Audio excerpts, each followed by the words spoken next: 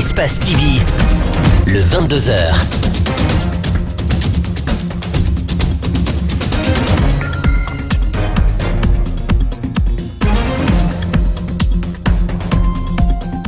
Bonsoir à tous et bienvenue dans cette grande édition d'information. Tout de suite, les titres. Sortie surprenante du directeur des opérations de la Commission électorale nationale indépendante CENI sur le scrutin du 4 février dernier. Etienne Soropogui confirme que des magistrats ont invalidé des résultats issus de ces élections sous la pression de l'exécutif. À Gawal, plus d'une semaine après les inondations qui ont fait un mort et des sans-abri, l'heure est au constat et au soutien. Le gouverneur de la région de Boké est allé apporter son soutien aux populations sinistrées du district de Guidali après ces inondations.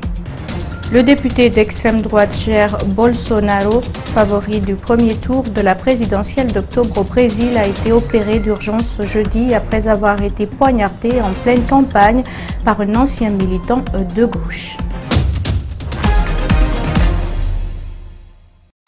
Je vous le disais à l'instant, c'est un coup de théâtre dans le landerneau politique guinéen. Le directeur des opérations de la Commission électorale nationale indépendante CENI fait de graves révélations sur le scrutin communal du 4 février dernier. Etienne Soropogui affirme sans preuve que certains magistrats ont subi des pressions de la part du pouvoir en place pour falsifier les résultats issus des urnes. C'est une sortie qui a eu lieu 8 mois après la tenue de ces élections. Mamadou Kalisso et Aboubakar Din Kamara sont allés à sa rencontre. Suivez.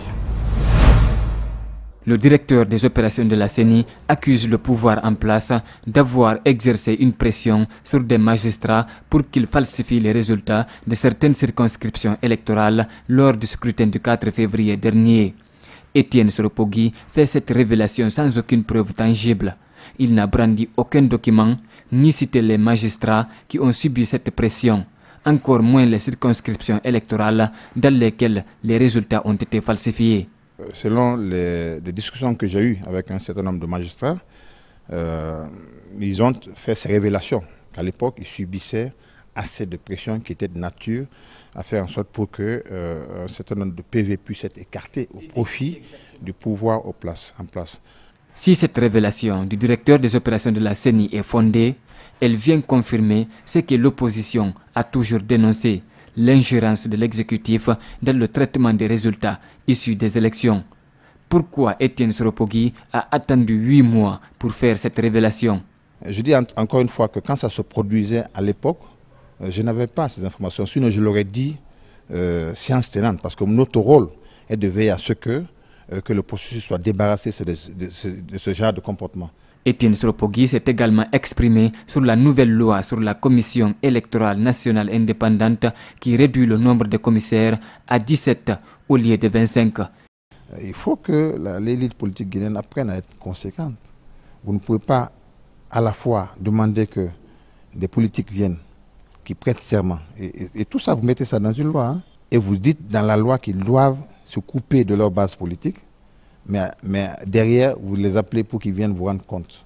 C'est une sortie médiatique qui est jugée par certains de tardive.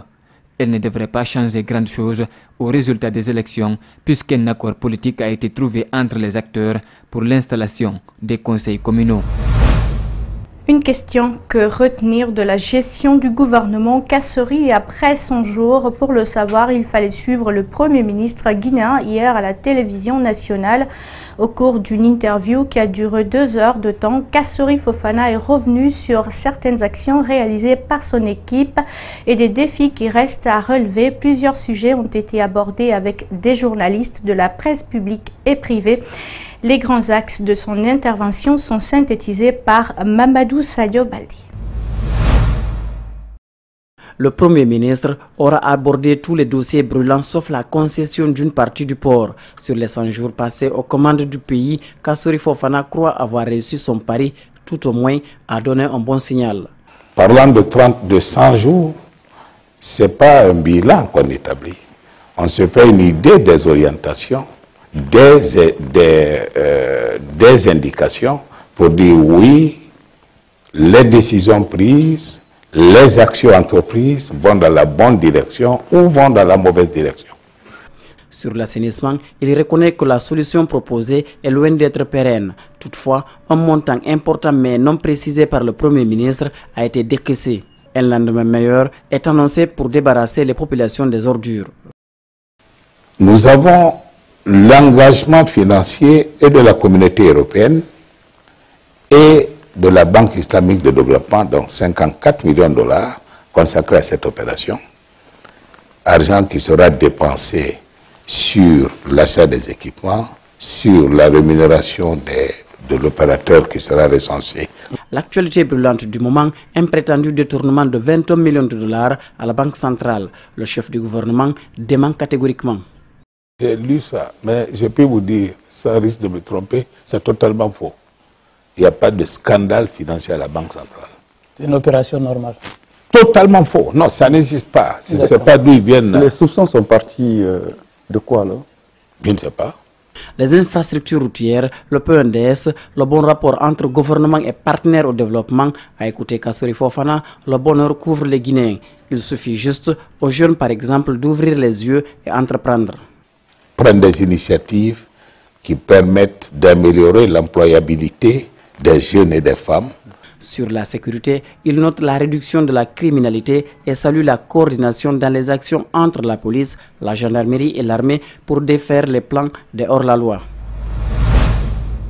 Restons toujours avec le magazine de la RTG pour indiquer que certaines remarques ont été faites par notre rédaction, des annonces plus ou moins exactes du Premier ministre, des questions posées avec assez d'approximation et pas trop pertinentes. Plusieurs sujets importants n'ont pas été évoqués dans cette première véritable sortie médiatique de Ibrahima Kassory Fofana. 100 jours après, Antoine Kourma a décelé des failles. Suivez son décryptage.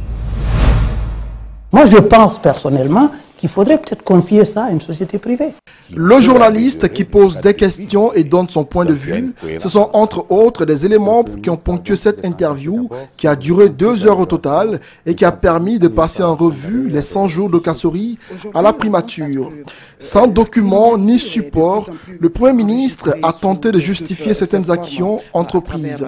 Au départ serein, le PM a semblé se perdre par moments avec des trous de mémoire répétés.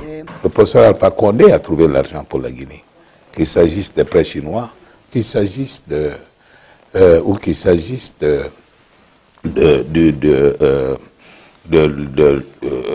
L'investissement de Paris. Voilà, comment on appelle ça? Sur le cas de l'assainissement, par exemple, Kassory Fofana annonce avoir fait débarrasser Conakry de plus de 40 000 tonnes d'ordures durant l'opération initiée les derniers samedis du mois. Figurez-vous, on a sorti plus de 40 000 tonnes d'ordures de Conakry. C'est beaucoup d'argent. Assez de fonds injectés dans ces opérations sans que les montants exacts ne soient indiqués par l'interlocuteur des journalistes et surtout, par quel mécanisme cette importante quantité d'ordures a été mesurée, on se pose bien des questions. Dans le domaine des transports, Ibrahima Kassory Fofana fait cette annonce peu compréhensible. Lorsque nous prenions service, il n'y avait pas de service public de transport à Conakry, il n'y en avait plus. La Guinée n'avait donc pas de société de transport terrestre ou ferroviaire avant l'arrivée de Kassory. Pourtant, la société de transport guinéenne Sotragui, malgré la mauvaise gestion dont elle a été victime, n'a jamais été dissoute. La Guinée a bel et bien une société de transport public terrestre. Ce sont les engins qui manquent peut-être à l'appel. Le train Conakry Express est quant à lui géré par la Société nationale des chemins de fer depuis sa mise en circulation en 2009. L'autre fait marquant de ce magazine, c'est la réaction de Kassory Fofana sur le scandale des 21 millions de dollars à la BCRG. Trompé, c'est totalement faux. Il n'y a pas de scandale financier à la Banque centrale. C'est une opération normale. Totalement faux. Non, ça n'existe pas. Apporter un démenti sur des révélations faites par des journalistes sans apporter le moindre élément pour l'étayer ou pour le contredire montre clairement l'option choisie par le chef du gouvernement. Ces réponses lapidaires face à des questions imprécises ne sont pas de nature à rassurer, bien au contraire. L'autre grosse surprise de cette interview reste le sujet brûlant du port autonome de Conakry qui n'a pas été abordé ou qui a été expressément omis durant ces 2 heures d'interview. Sur le dialogue social, le Premier ministre Kassori semble avoir donné le résultat sur ce qui peut être l'issue des discussions. Le syndicat ne doit s'attendre à une augmentation de salaire. 8 millions, c'est impossible, a affirmé Kassori Fofana. Il faut dire la vérité aux Guinéens. Qu'on puisse donner 40% d'augmentation de salaire sur un exercice budgétaire et qu'on revienne pour dire qu'il faut augmenter encore. Comment voulez-vous un budget de l'État qui est soutenu à 30% par l'extérieur, vous allez ouvrir des dépenses dans des procès, parce que évaluer 8 millions de francs plus le salaire de base, ça veut dire que le fonctionnaire guinéen ou l'instituteur guinéen est mieux payé que l'instituteur français. C'est ça en termes de salaire de base. C'est pas possible. Alors, c'est pas crédible et ça mettrait le pays en difficulté parce qu'on n'a pas les moyens de faire cela. Quand souvent on dit, je dis aux gens, c'est pas négociable, ce n'est pas de l'arrogance, c'est peut-être la manière de le dire est incorrecte, mais l'évidence, s'il y a des choses qui ne sont pas négociables, on ne peut pas négocier aujourd'hui 8 millions de salaire de base pour la Guinée, on n'a pas celui. Autre chose dans l'actualité nationale, la deuxième session ordinaire de l'INIDH a débuté ce vendredi à Conakry. Au cours de cette session, l'institution a procédé à la présentation de son rapport annuel et à l'élection de son nouveau rapporteur général. À la suite de cette plénière, des commissaires vont être déployés pour collecter des informations sur les droits humains en Guinée. Idrissa Bari et Amara Alexila.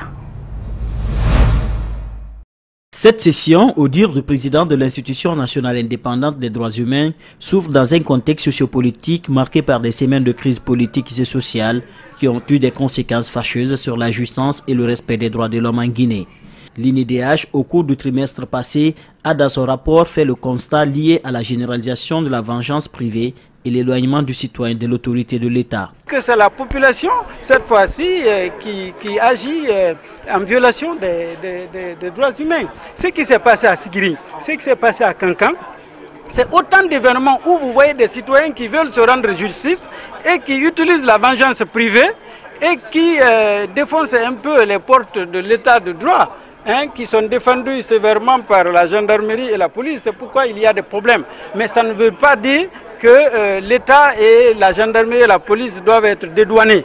Il y a des violations qu'on continue à constater, même s'il y a quelques améliorations. Et nous, notre rôle, c'est ce constat-là que nous devons faire. À partir du lundi, l'Institution nationale indépendante des droits humains va déployer ses commissaires à l'intérieur du pays pour faire du monitoring carcéral, conformément aux dispositions de l'article 3.14 de la loi organique qui la régit. Il y a tellement d'informations que l'INIDH, qui est une institution indépendante, doit aller sur le terrain pour donner un point de vue, si vous voulez, qui soit celui de l'arbitre. Donc nous avons l'obligation de rendre compte à la nation et nous voulons que dans notre rapport de 2018, il y ait un élément important sur les prisons et des informations qui peuvent être utilisées sur le plan international. Durant cette plénière, la commissaire Mariama Siré Keita a été élue par ovation au poste de rapporteur général de l'INIDH. L'institution annonce aussi le lancement de la première session de la Palme des droits de l'homme qui récompensera désormais chaque année les personnes qui ont travaillé pour la promotion et la protection des droits de l'homme en Guinée. En région, plus d'une semaine après les inondations survenues à Gawal, le gouverneur de Boké s'est rendu jeudi sur les lieux pour s'enquérir du niveau des dégâts et apporter son soutien aux victimes. Cette visite de Siba Séverin Lolamou a été saluée par les sinistrés et les autorités locales. Les dégâts de cette inondation du 29 août dernier sont énormes, difficile donc de consoler les victimes. Lansana Fofana et Salifouli Fossissé pour le reportage. Nous sommes à Kébouya dans le district de Guidali, sous-préfecture de Koumbia. Ici, les pluies diluviennes du 9 août ont laissé des dégâts énormes. Selon les agents des catastrophes naturelles, 27 cases, 56 moutons, 66 chèvres et 63 volailles ont été enregistrées. Le gouverneur s'est dit touché par l'état dans lequel se trouvent les sinistrés de cette catastrophe naturelle. Vous voyez quel est l'état des lieux. On a voulu venir jusque-là, jusqu'à nos populations sinistrées. En marchant dans l'eau, dans la boue, pour venir jusqu'à eux, c'est notre mission. Afin de montrer à l'opinion nationale, à nos chefs, quelle est l'ampleur des dégâts survenus dans cette localité. Nous sommes exactement en face d'une victime, une grande famille, 12 enfants, qui aujourd'hui n'a pas où dormir, n'ont rien à manger, il est à la belle étoile. Ce père de famille, marié à 4 femmes et père de 12 enfants, sollicite l'aide des personnes de bonne volonté. Depuis qu'il y a eu les inondations, nos habitations complètement emportées par les eaux, aujourd'hui nous nous trouvons dans des difficultés énormes. Tout ce qu'on a comme vivres, comme animaux, notamment la volaille, les chèvres, les moutons, tout a été emporté.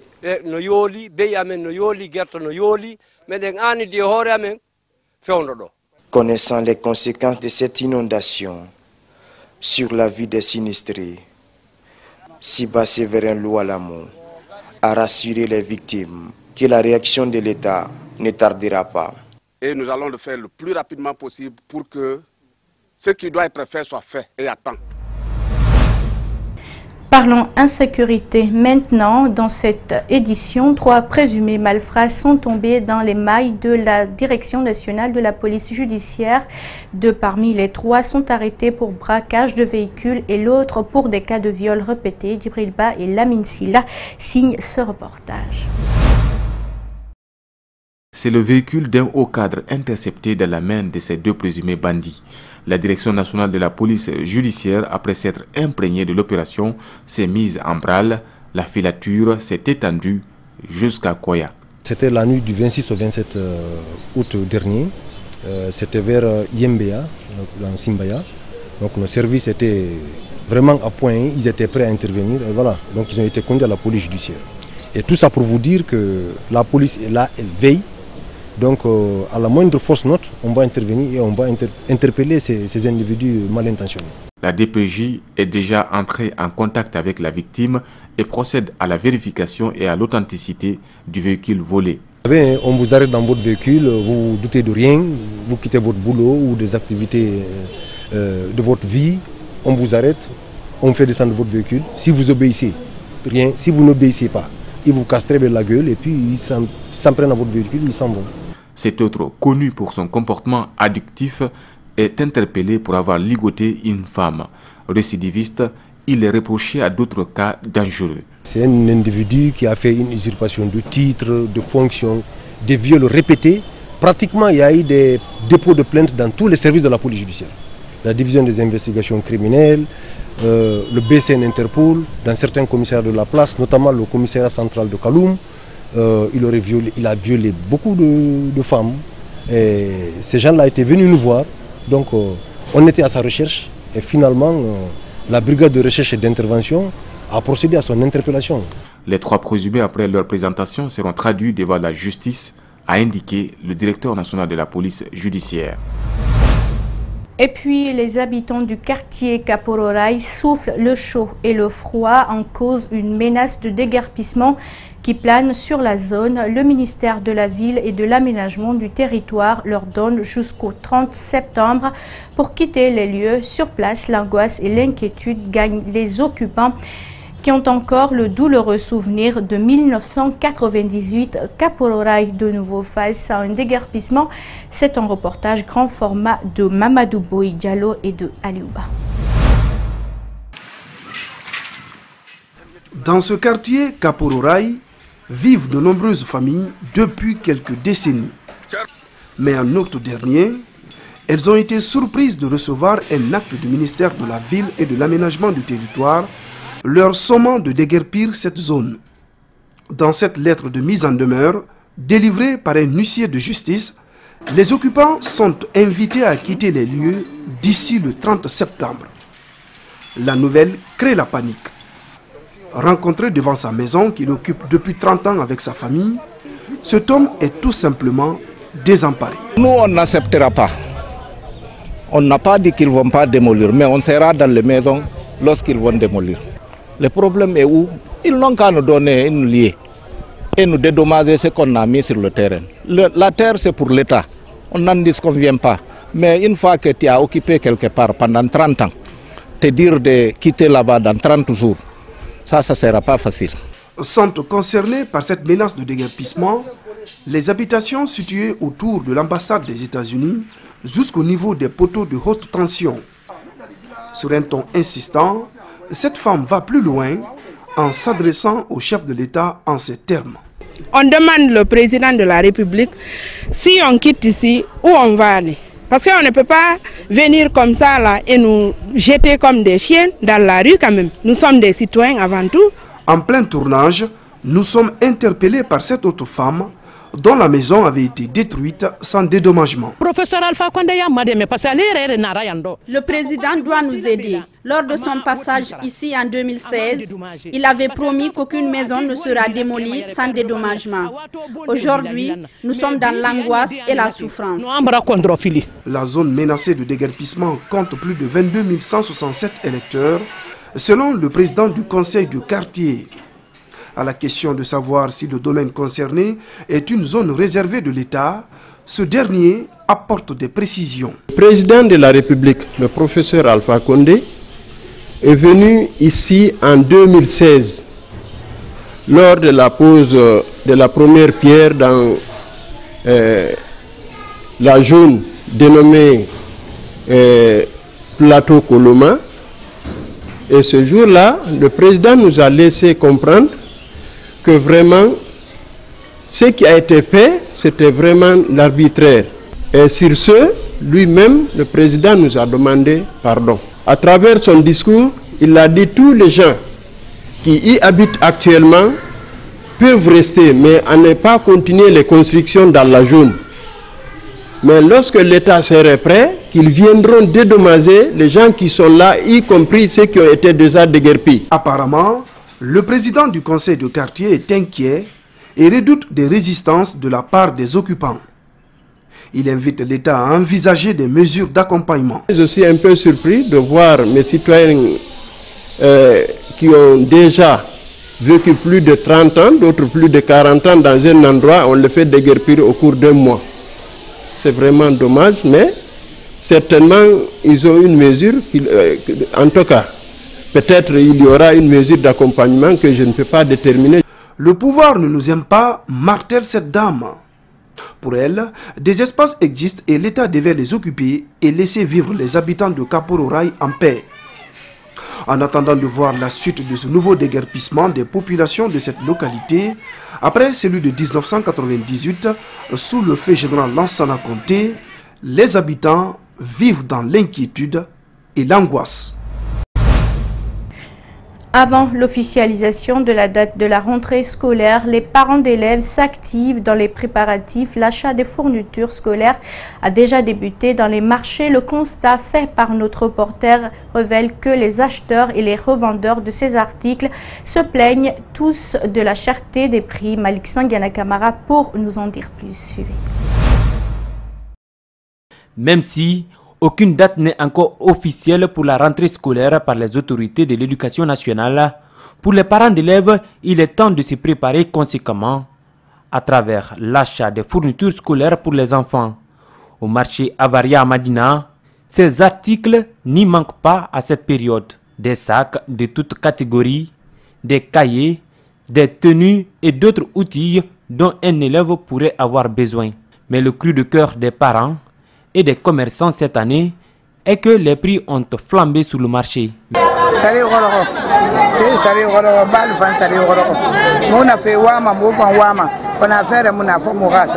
L'État va nous aider à négocier avec les grands commerçants, on n'a qu'à diminuer avec nous. Nous aussi, si on a payé pour qu'on gagne un peu. Prix en gros, 90 100. Si on a payé à 100, on vend à 110 000, nous aussi on gagne 10 000.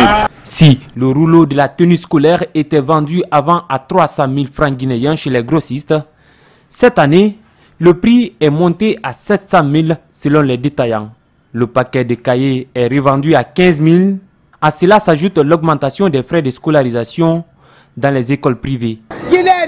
Chaque année, les frais de scolarisation augmentent dans les écoles privées. La réinscription d'un enfant coûte 50 000 francs guinéens. Que les propriétaires des écoles privées diminuent les frais. Les prix des fournitures scolaires sont chers. En plus, il faut faire face aux frais de réinscription des enfants. 50 000. C'est difficile. Acheter la tenue et tous les accessoires encore. Avec la cherté des prix de ces fournitures scolaires, les commerçants évoquent un manque de clientèle et ils justifient la flambée des prix de ces articles par l'augmentation du prix du carburant à la pompe. Incendie à Imbaya Taneri ce vendredi, un salon de coiffure est parti en fumée, pas de morts ni de blessés, mais d'importants dégâts matériels d'une valeur de plus de 100 millions de francs guinéens sont à déplorer. Abdourahmane Ba et Ibrahim Assouma ont fait le constat pour vous, suivez.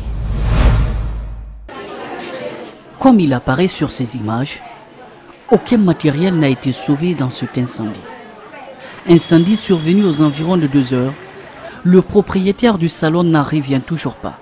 Il y avait des marchandises aussi qui étaient là.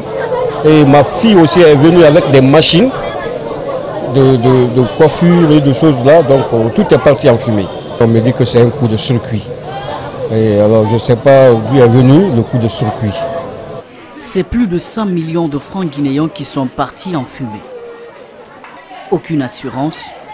Conséquence, l'État et les bonnes volontés sont sollicités par ce citoyen.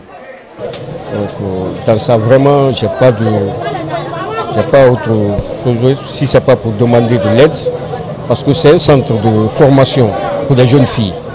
Elle qui récemment a remporté un prix au Nigeria, se retrouve plongée dans une tristesse de voir ses trophées ainsi que les biens de son père réduits en cendres.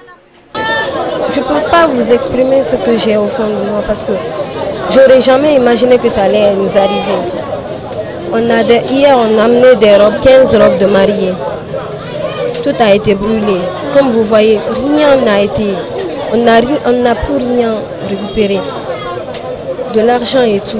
J'ai envoyé des trucs du Nigeria et puis tout a été brûlé, rien. En plus d'être une entreprise de prestations, ce salon de coiffure regorge de plus d'une 50aine de filles en formation, toutes contraintes au chômage, en attendant une aide des bonnes volontés.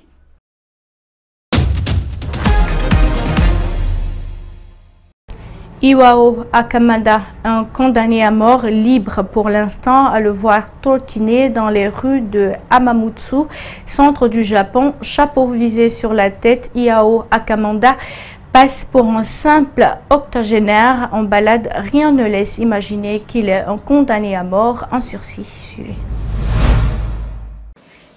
Iwao Akamada est sorti du couloir de la mort, mais pourrait un jour y retourner. Cet octogénaire japonais a passé près d'un demi-siècle en prison avant d'être libéré il y a 4 ans dans l'attente d'un nouveau procès.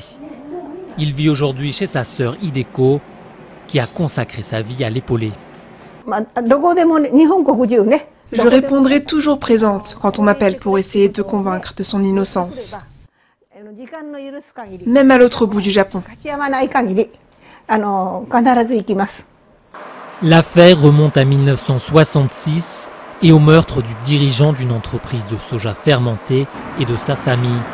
Employé de la société, Iwao est arrêté et sous pression de la police avoue avant de se rétracter. Condamné à mort 2 ans plus tard, il ne cessera de clamer son innocence. En 2014, des tests génétiques remettent en cause sa culpabilité. Il sort alors de prison, mais l'enfermement ne l'a pas laissé indemne. En prison, il s'est créé un univers mental en dehors de la réalité pour survivre à la peur d'être exécuté. Ça n'a pas changé depuis qu'il est sorti. Nouveau rebondissement en juin, la justice décide finalement qu'un nouveau procès n'aura pas lieu. C'est désormais au tour de la Cour suprême de se prononcer. Et si les juges acceptent la demande du parquet, Iwao retournera en prison. Son passé, Iwao ne l'évoque pas directement, mais dans l'univers que s'est créé cet ex-boxeur professionnel, la notion de combat est centrale. Si on se dit qu'on ne peut pas gagner, il y a de fortes chances qu'on perde. Mentalement, il faut croire en la victoire, sinon c'est fichu. En attendant la décision de la plus haute instance du pays, Iwao part se promener tous les après-midi. Une façon de rester fort face à la menace de la peine capitale, la pendaison au Japon. Aux États-Unis, dans un climat de suspicion et de paranoïa, à la Maison-Blanche, Donald Trump appelle le New York Times à révéler le nom du lâche qui a rédigé une tribune anonyme dénonçant son comportement erratique. Suivez.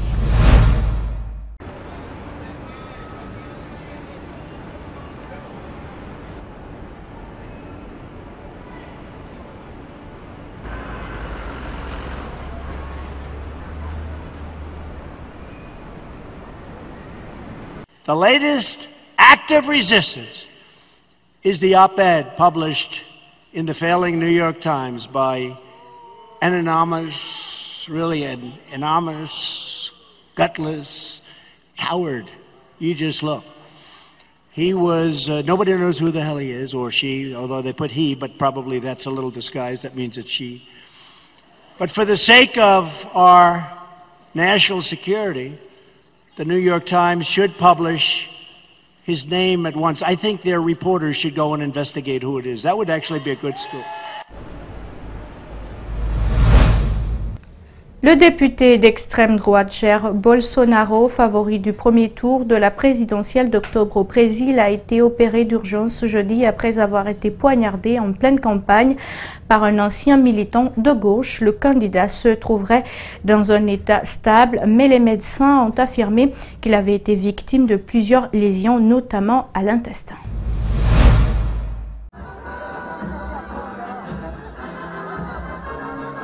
L'affaire fait grand bruit. Au Brésil, un candidat poignardé. Le député de l'extrême droite, Jair Bolsonaro, a reçu un coup de couteau en pleine rue, à Juiz de Fora. Grièvement blessé à l'abdomen, il a été opéré avec succès dans cette ville où il faisait campagne. Favoravelmente. Vai ter período de internação aí que é impreciso, ele pode ficar de uma semana a 10 dias internado e depois vai ter período de recuperação. L'agresseur du député, donné favori au premier tour de l'élection d'octobre, a été interpellé. Il s'agirait d'un ancien militant d'un parti de gauche qui dit avoir accompli une mission divine. Cette agression a choqué au Brésil, même si ce candidat était réputé pour ses propos racistes. É intolerável que nós, vivendo num Estado democrático de direito, que não haja a possibilidade de uma campanha tranquila, mas que sirva de exemplo para que as pessoas que hoje estão fazendo campanha percebam que a tolerância é uma derivação da própria democracia. É a derivação do chamado Estado de Direito. Nós não temos Estado de Direito se houver intolerância. Senhoras et senhores, com a palavra. Et voilà qui met fin à cette grande édition d'information. À tous, merci de l'avoir suivi. Merci également à l'équipe de la rédaction ainsi qu'à celle technique. Passez d'excellents moments en notre compagnie. Au revoir.